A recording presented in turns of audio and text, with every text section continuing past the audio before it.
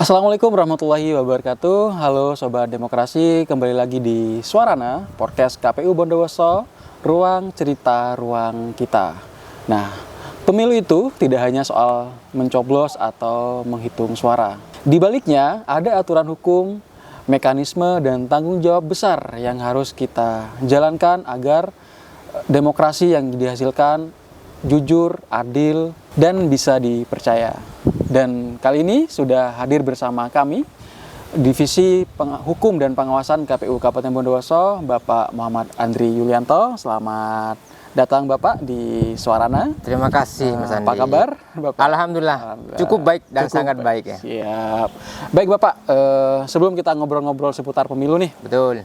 saya ingin berkenalan lebih jauh dulu dengan Bapak Ya. Andri ya. Siap. Bisa Bapak ceritakan nih, sebagai komisioner KPU Kabupaten Bondowoso, tentunya Bapak sebelumnya, sebelum menjadi komisioner di KPU Bondowoso, Bapak itu di mana Bapak?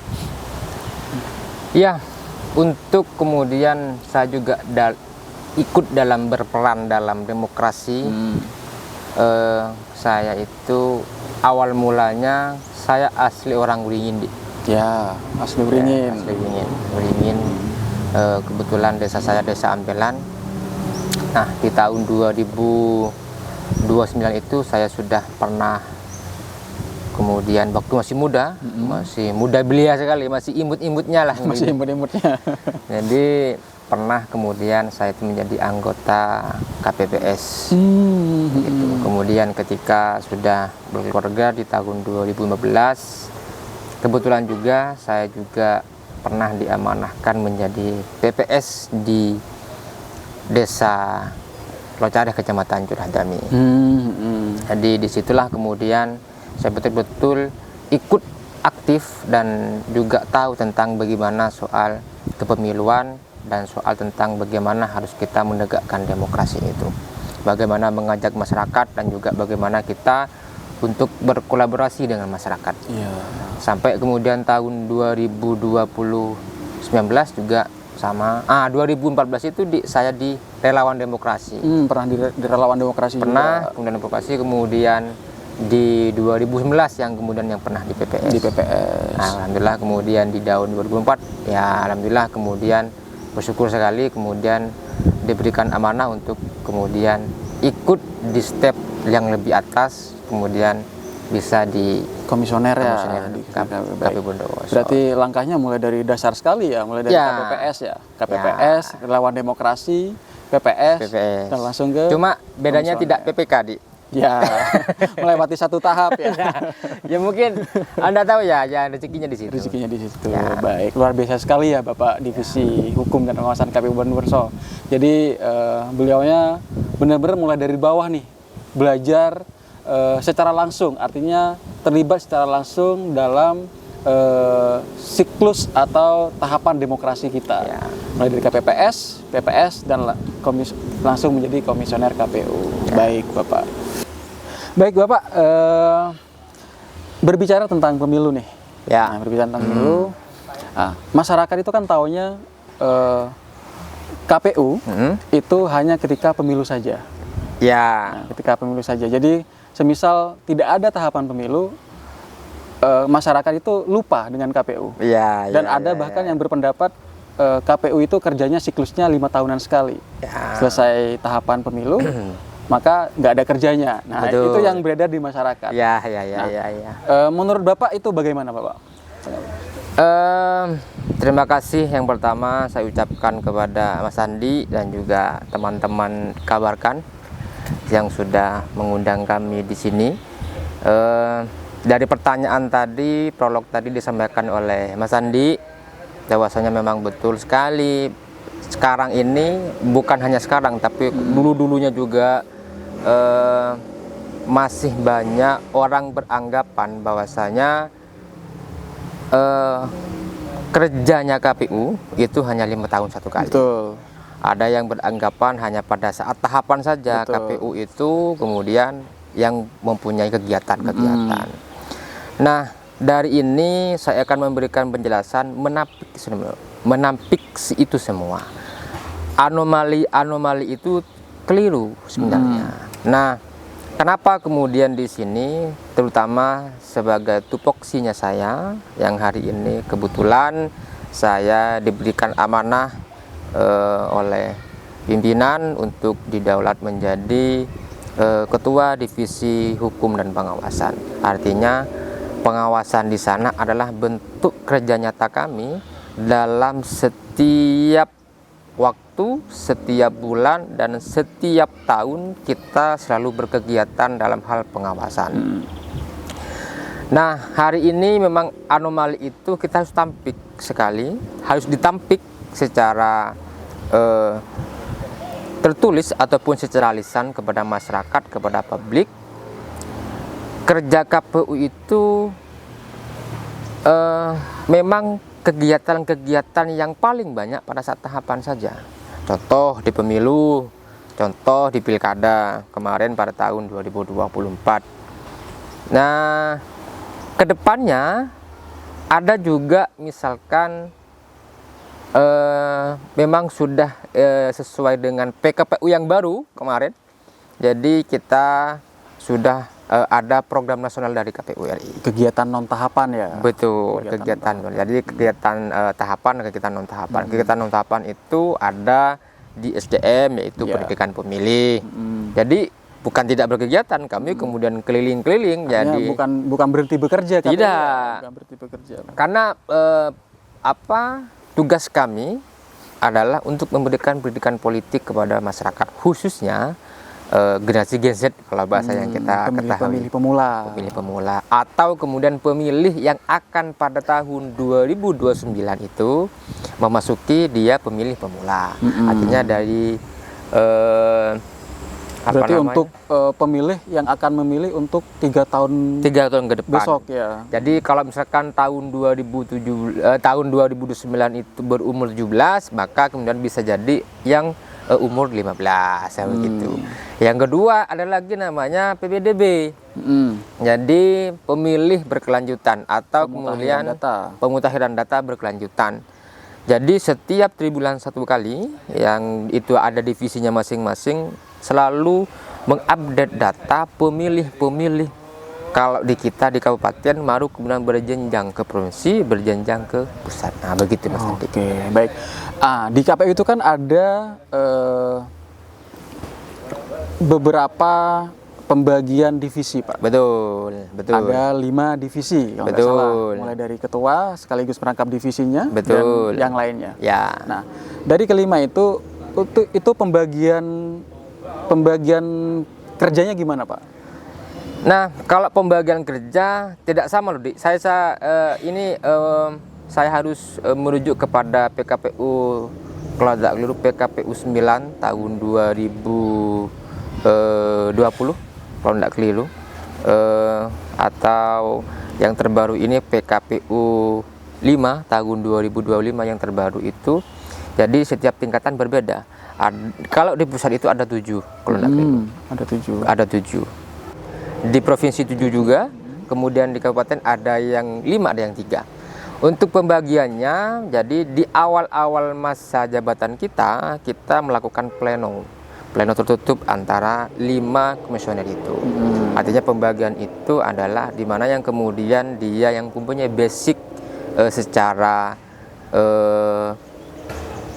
basic atau mungkin secara keilmuan dia lebih berpengalaman atau lebih mengetahui.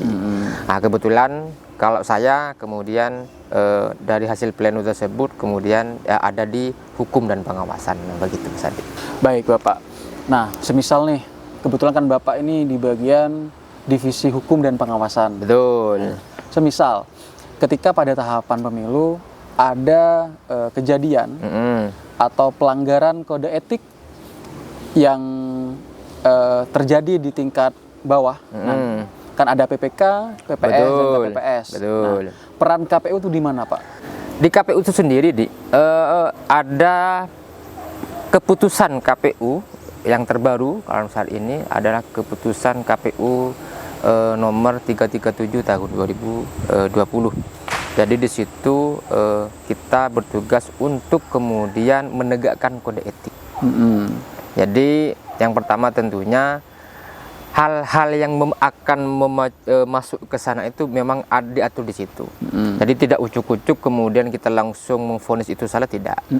Jadi kita kemudian yang pertama tentunya mungkin ada aduan dari masyarakat. Ya. Nah, jadi harus jelas misalkan dia itu siapa pengadunya. Tapi juga kewajiban kami tidak memberikan suatu informasi ke publik soal misalkan kalau nama boleh, tapi kan kalau di persidangan akan ketemu semua. Ya. Jadi kemudian yang kedua, misalkan ada temuan langsung atau pengawasan dari kami. Jadi memang kemudian betul-betul kita ketahui dia keliru. Jadi kami juga tidak murah-murah kemudian kita memberikan keputusan dia adalah melanggar ataupun keliru. Tapi juga harus kita melakukan semacam klarifikasi atau semacam persidangan. Nah, begitu. Itulah nantinya entah itu PPK, entah itu PPS dan atau KPPS yang paling bawah di situ akan kita panggil atau kita akan sidangkan di kantor KPU Untuk klarifikasi ya. untuk klarifikasi. Tentunya sidang itu juga tidak pertama. Kalau misalkan ada orang yang mengadu, maka kemudian kita harus mengetahui dan juga mengkaji tentang aduan yang mereka diadukan. Tentunya kami akan memberikan hak juga kepada yang teradu apa sebenarnya yang terjadi, sehingga kemudian kami tahu tentang apa sih kronologi yang sebenarnya terjadi. Nah, itulah kemudian yang ada di aturan kami tentang soal kode etik atau pengawasan kami di KPU. Baik, menarik sekali Bapak ya. Berarti Ya, tidak cuma hanya seputar hukum saja, betul, tapi manajemen penanganannya seperti apa. Ya, betul. Sudah diatur dengan jelas sekali. Karena begini banyak sekali orang begini. Jadi masyarakat itu terkadang merasa oh ini keliru, moro-moro kemudian berharap kemudian moro-moro langsung diputuskan oleh KPU. Langsung diberikan hukuman. Iya, hukuman. Gitu ya. Tapi tidak begitu sebenarnya. Iya. Kami ada aturan yang kemudian harus kami taati. Betul. Jadi kami ini di KPU itu adalah hanya sebagai penyelenggara teknis dari aturan-aturan yang sudah dikeluarkan oleh KPU pusat ataupun dari undang-undang ataupun dari peraturan presiden ataupun sebelumnya. Jadi kami itu tidak moro-moro kemudian memvonis atau menjustis orang atau ad hoc kami yang kemudian yang dianggap bersalah oleh masyarakat, kami tidak. Tapi ketika kemudian kami klarifikasi, kami tanyakan, kami interview, betul dia bersalah, maka kami akan nyatakan dia bersalah. Entah itu bersalah secara ringan atau secara berat.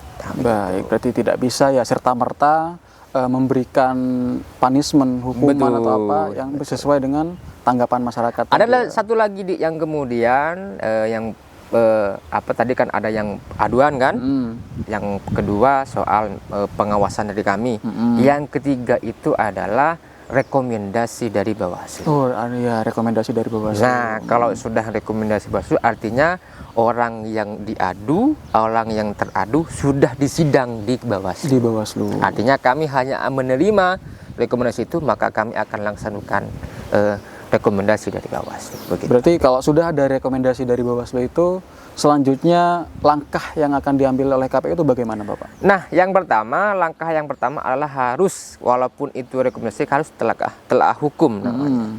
Jadi di kajian kami harus ada kajian-kajian tentang telah hukum atau rekomendasi apa yang sudah dilakukan oleh Bawaslu, rekan-rekan Bawaslu. Kalau kemudian sudah itu terbukti dengan bukti dukunya sudah berkeliru, ya sudah kami akan nyatakan dia itu keliru. Tapi kemudian kalau kemudian bukti dukunya tidak kuat secara material, kami akan masih memberikan balasan kepada Bawaslu agar nantinya keputusan kami itu tepat, adil, secara jujur dan begitu. Kemudian dan sesuai regulasi dengan regulasi yang ada. Baik. Menarik sekali, Bapak. Baik, berbicara tentang aturan ya atau regulasi. Biasanya aturan di KPU itu kan kadang munculnya itu sering berubah-ubah, Pak. Ya, betul, apalagi pas tahapan. Betul. Selang berapa hari muncul lagi peraturan baru, muncul lagi peraturan baru. Nah, ketika tahapan itu kan ketika regulasi baru datang, baru terbit lah istilahnya, baru terbit, kita kan KPU di tingkat kabupaten itu kan juga mempunyai struktur ke bawah. Betul. Artinya di PPK, di PPS. Betul. Nah, bagaimana strategi Bapak untuk menyampaikan regulasi itu kepada PPK atau PPS dengan waktu yang sangat singkat itu, Pak? Ya, memang banyak pengalaman, Dik, ya. Jadi di waktu di pilkada itu misalkan ada beberapa regulasi yang kemudian pencoblosan itu H-3 itu lagi keluar lagi. H-3 baru keluar PKPU terbaru begini. Kemudian ada lagi soal misalkan kemarin itu yang paling terbaru tentang putusan Mahkamah Konstitusi. Contoh misalkan ketika untuk menjadi calon bupati atau bakal calon bupati itu kemudian ambang batasnya kemudian dicabut sama MK kemarin itu kan, sehingga kemudian seluruh partai itu bisa merekomendasikan untuk bisa menjadi atau ikut dalam pemilihan pilkada. Nah, langkah-langkah kami yang pertama adalah tentunya kami mempunyai grup-grup WA atau grup apapun itu yang mempunyai satu jejaring berkumpul sehingga memberikan pemahaman secara daring. Kalau misalnya, kalau waktu yang memungkinkan tentunya yang paling sangat krusial tentunya adalah di teknis. Kita di situ. Teknis itu jadi dari penghitungan, kemudian penghitungan, kemudian akumulasi, kemudian penghitungan di tingkat kecamatan, penghitungan di tingkat kabupaten, itu yang kemudian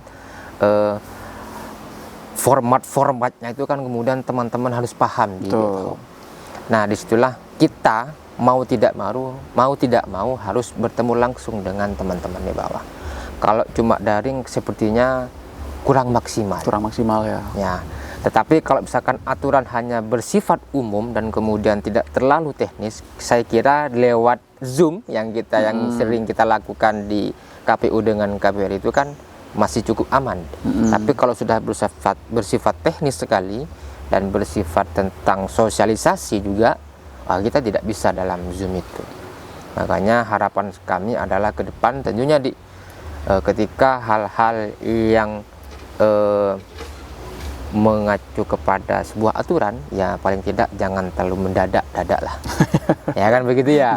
Artinya kami juga bisa mempersiapkan juga secara keilmuan juga, secara basic juga, secara manajemen juga ke bawah agar juga mengorganisir dengan baik sehingga teman-teman di bawah itu tersampaikan dengan baik. Betul. Khawatirnya begini, ketika ketidakpahaman mereka karena dengan jarak yang pendek, maka kemudian rentan akan terjadinya kesalahan.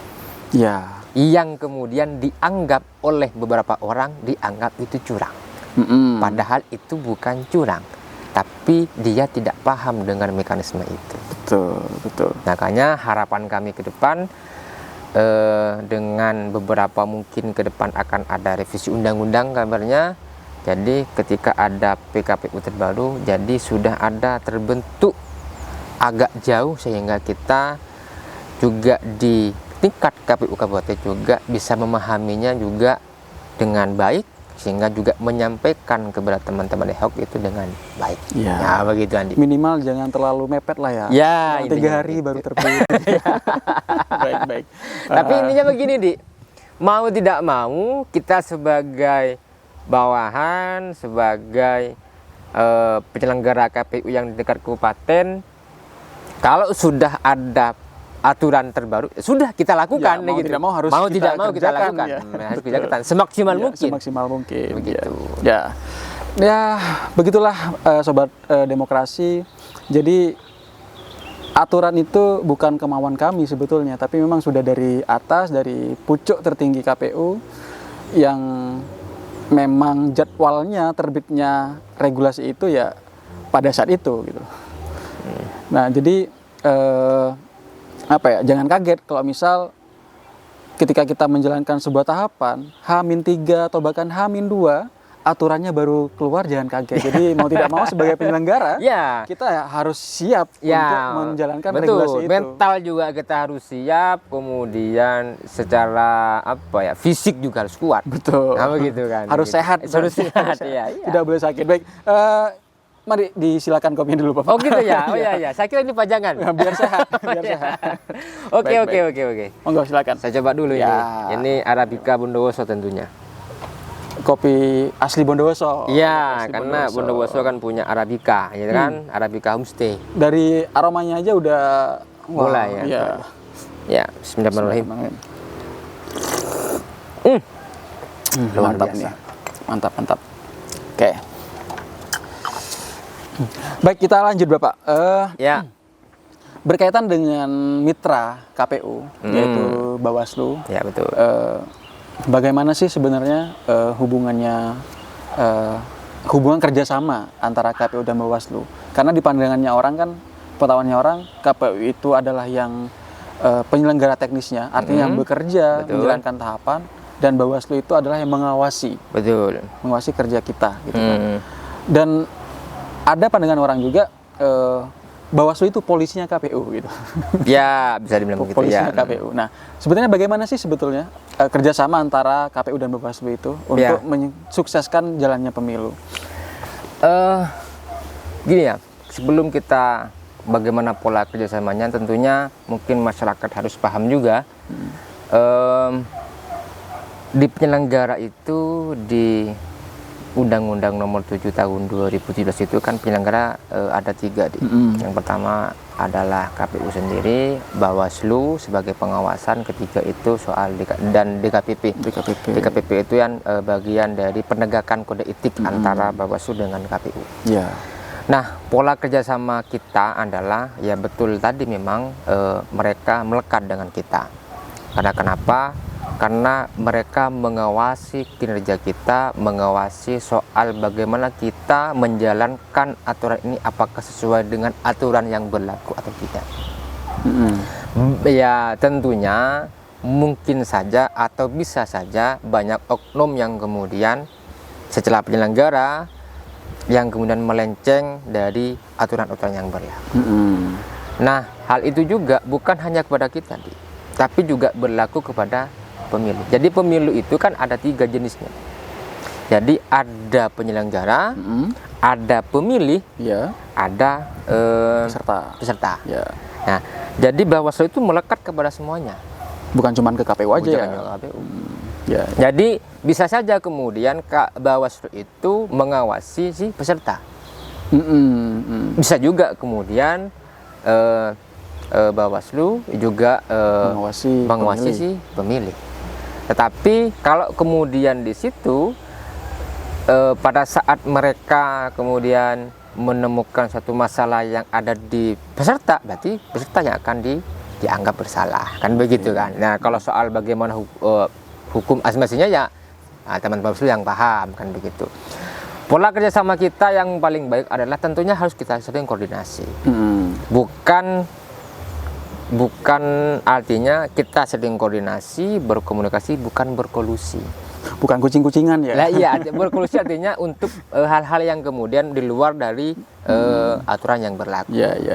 Artinya tentunya misalkan pada saat kita beberapa tahapan-tahapan itu harus kita koordinasi. Agar apa? Agar misalkan kami juga sebagai penyelenggara di tingkat teknis, kawan-kawan yang di tingkat pengawasan juga sesuai dengan alur yang sudah ditentukan di undang-undang atau di aturan yang berlaku, begitu. Ya, baik.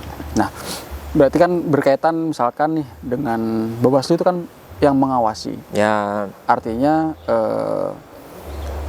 dia bekerja untuk mengawasi jalannya pemilu. Semisal terjadi pelanggaran atau pelanggaran kode etik dari penyelenggara. Nah, misal nih Pak, ada aduan dari masyarakat terhadap pelanggaran kode etik penyelenggara, misalnya di tingkat bawah nih, tingkat PPK atau PPS, tapi mengadunya ke KPU. Itu gimana cara mengatasinya, Pak? Iya, kami akan terima. Tapi senyampang karena mereka mempunyai semacam sebuah persidangan masing-masing. Jadi kadang yang selalu kami selalu kita dapati adalah rekomendasi yang mereka sudah kaji dulu. Nah, ketika memang misalkan mereka tidak mau mengkaji, langsung melaporkan kepada kita, kita akan terima itu. Artinya pengadunya adalah Bawaslu. Pengadunya Bawaslu. Pengadunya Bawaslu. Begitu. Jadi yang teradu adalah misalkan ad hoc yang kemudian yang teradu.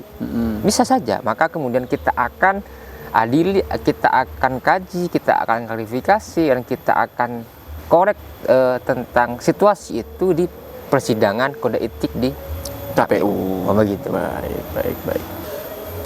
Baik Bapak, sekarang kan era sudah serba digital nih. Betul, ya. betul. Dan informasi itu sangat mudah sekali tersebar. Betul. Ya, betul, sangat mudah sekali tersebar. Entah itu informasi yang memang benar atau informasi yang hoax. Betul, ya. betul. Jadi pastinya KPU itu mempunyai strategi khusus atau langkah apa yang dilakukan oleh KPU agar tidak terjadi disinformasi terhadap betul publik. sekali. Ya. Bisa dijelaskan Bapak? Begini, ini mungkin juga harus saya tekankan ya kepada halayak publik juga, tentunya khususnya di Bondowoso dan juga di Gen Z ya, Gen Z atau kaum milenial. Banyak sekali disinformasi yang diterima oleh masyarakat, oleh publik di media sosial. Yang ternyata sumbernya itu bukan dari sumber yang asli. Bukan dari sumber resminya ya? Di sumber resminya. Sehingga ada beberapa di media sosial kan pelintiran-pelintiran tentang informasi atau aturan yang berlaku. Nah, hari ini untuk masyarakat di Bondowoso tentunya, untuk KPU Bondowoso, kalau menginginkan tentang aturan-aturan yang sudah dikeluarkan oleh KPU, aturan-aturan yang sudah dikeluarkan oleh KPU pusat tentunya juga, maka teman-teman bisa masuk di website kita, tentunya di website KPU Bondowoso, atau langsung mendownload tentang aturan itu di JDIH Kabupaten Bondowoso. Di JDIH ya? JDIH. Karena begini, masyarakat itu terkadang ya, bukan cuma masyarakat, saya juga kadang enggan membaca. Ya. Tapi kalau tidak membaca betul-betul tidak tahu gitu kan. Betul. Makanya lebih baik kemudian kalau memang masih rancu dan agak buram, jadi lebih baik kemudian kita cari akun resminya teman-teman di KPU Bondowoso saja. Kalau tentang sebutan pemilu lah ya. Tentang seputaran tentang bagaimana sih kedepannya ini sih, tentang apa sih begitu kan, sebenarnya lebih baik kemudian di kantor KPU atau kemudian halaman resminya, atau kemudian bisa langsung ke kantor kita. Nah kan begitu. Jadi tinggal aja duduk di situ, kita sediakan kopi kok kan, begitu kan. Ngobrol santai ya. Gitu kan, kita diskusi tentang pemilu, monggo. Kami akan menerima masukan itu dan kritikan itu. Tentunya juga akan memberikan informasi sevalid mungkin kepada masyarakat.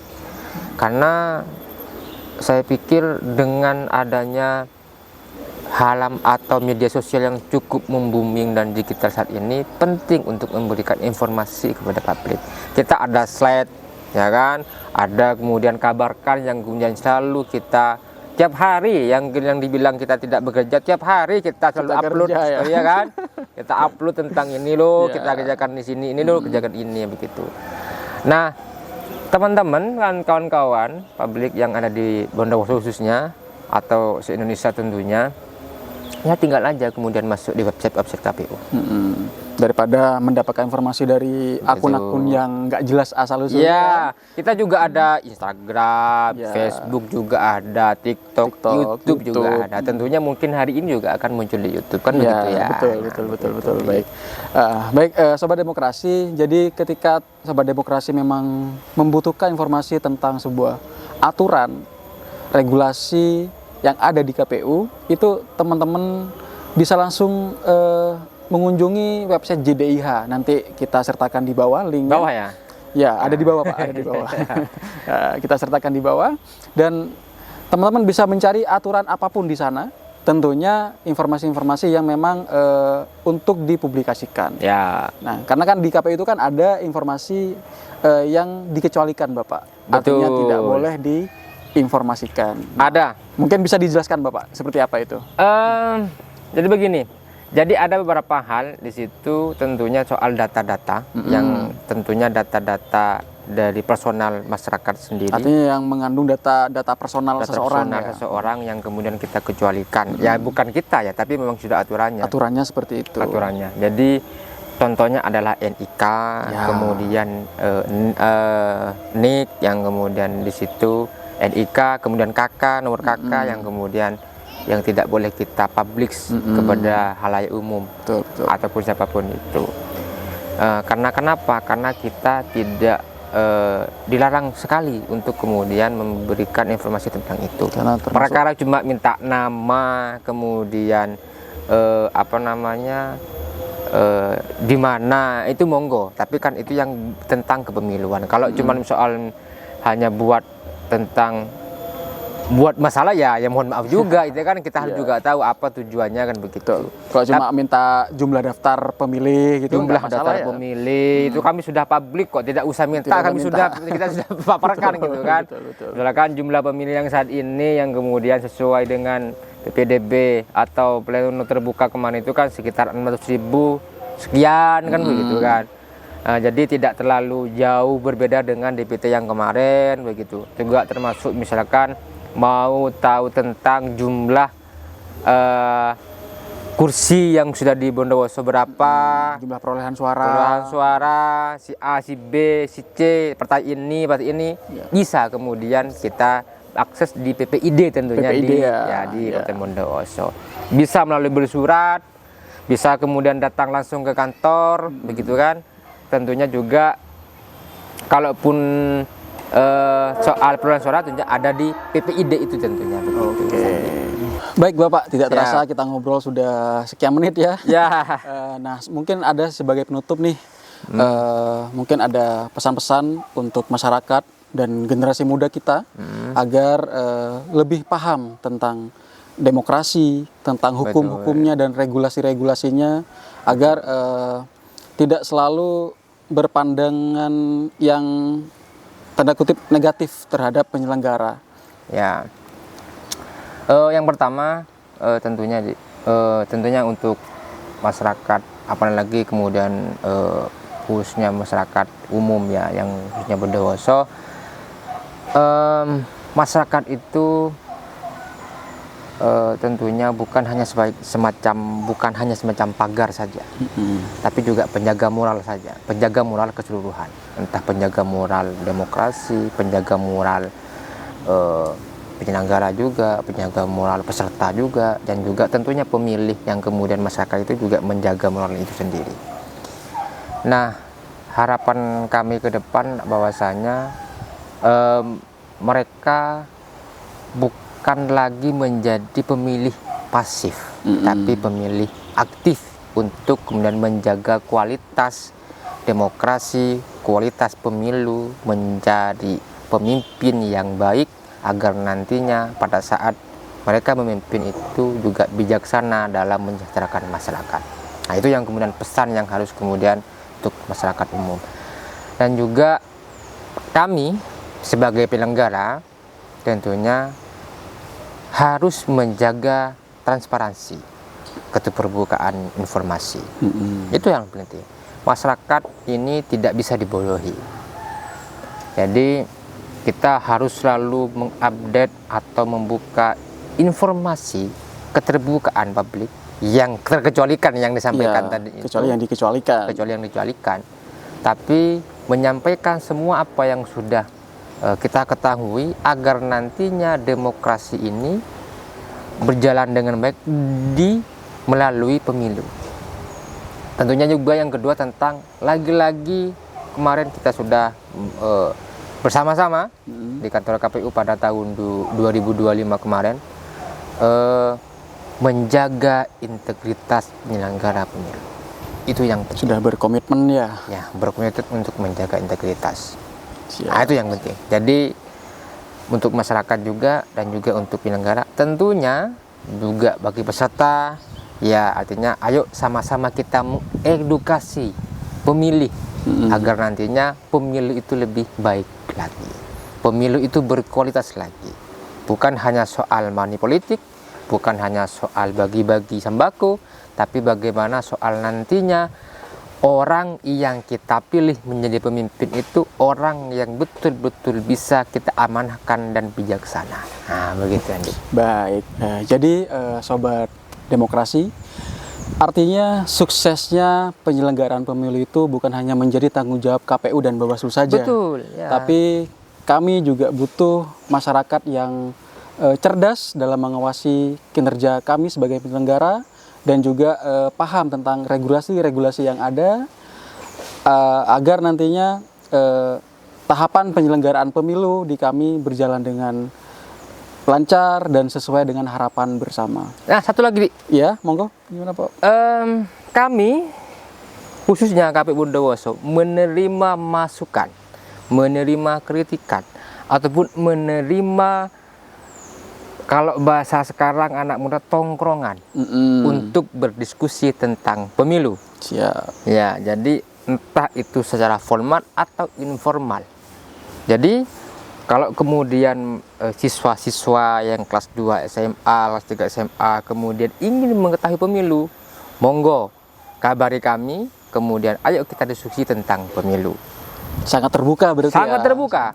Nggak usah kemudian di ruangan tertutup, ya kita begini aja, oke. Santai aja. 2 orang 3 orang oke. Yang penting kemudian informasi tentang pemilu itu kita sampaikan dengan baik. Nah, begitu. Baik. Baik, Sobat Demokrasi, sekali lagi suksesnya demokrasi atau suksesnya penyelenggaraan pemilu itu tidak hanya menjadi tugas kami sebagai penyelenggara, yaitu KPU dan Bawaslu, tapi juga menjadi tugas kita bersama untuk menjaga jalannya demokrasi yang aman, sesuai dengan harapan, dan tentunya kita juga butuh masyarakat yang berani mengawasi kami. Baik, terima kasih. Jangan lupa untuk follow akun-akun medsos kita dan subscribe channel YouTube kami, dan jangan lupa share informasi ini ke teman-teman kalian agar informasi ini tersebar dengan luas. Terima kasih dan sampai jumpa.